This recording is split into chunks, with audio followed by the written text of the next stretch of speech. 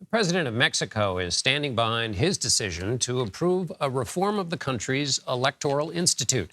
But critics say the changes will put the credibility of the country's elections at risk. For more on this, I'm joined by Lila Abed. She is the deputy director of the Mexico Institute at the Wilson Center. Lila, what exactly are these reforms? Yeah, so this past weekend, John, tens of thousands of people poured into the main plaza of Mexico City and other cities in the country and abroad to protest President Andrés Manuel López Obrador's latest electoral reforms that were recently approved in Congress.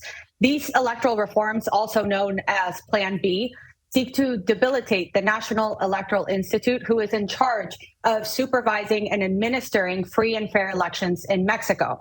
Plan B slashes not only the budget, but 85% of the professional staff of the Electoral Institute. It diminishes its ability, for example, to locate and identify polling stations. It also is going to debilitate its ability to keep the voter registry up to date. And it's no longer going to be able to sanction political candidates that violate electoral laws. And President Andrés Manuel López Obrador argues that these budgetary cuts are ultimately going to save millions of dollars that are now going to be destined to his two social programs, that they're going to eliminate corruption, and that it's actually going to make it easier for Mexicans to vote. Yet what we saw on the streets this past weekend shows that a good portion of Mexico's population is very concerned about the future of Mexico's democracy and the upcoming gubernatorial elections in June, as well as the presidential elections in 2024. Lila, have you been surprised by that reaction, those protests and the outcry?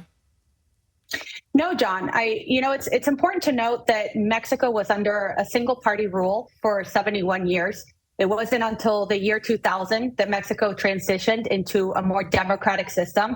And the National Electoral Institute played a key role in the transition towards Mexico's democracy. I mean, for 71 years, presidents in Mexico interfered, manipulated elections and their results.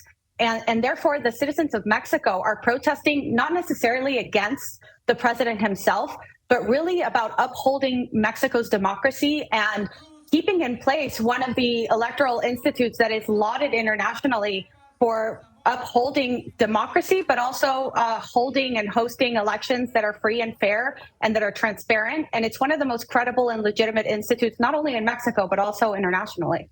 And President Obrador says, of course, that this will not threaten democracy. And he says the criticisms of this are elitist. What does that mean? And does that is that just spin, or is there a part of the public that might agree with him?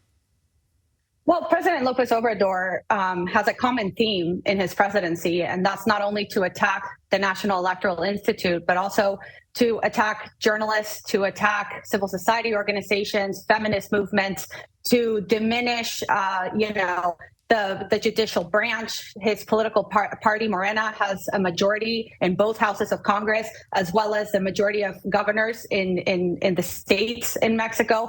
And so he's really centralized power in the executive branch. And this is what opposition leaders and civil society groups are really protesting against. He has divided the country, has polarized politics, and the fact that he is now attacking the Electoral Institute, some say, is almost a personal vendetta, because in the election of 2006, he lost the presidency by less than 1%. That's 300,000 votes. And he blamed the National Electoral Institute for voter fraud, which is interesting, right, John? Because when he won in 2018, the INE confirmed his presidency, and he never questioned whether there was voter fraud during that electoral cycle. But now in power, he's really taken the ability, his power to debilitate democratic institutions in Mexico. And he's trying to guarantee that his successor will come from his own political party, Morena. And this has a familiar ring from other countries. We've been hearing similar things as well. Lila Abed, thank you so much for being with us. Thank you, John.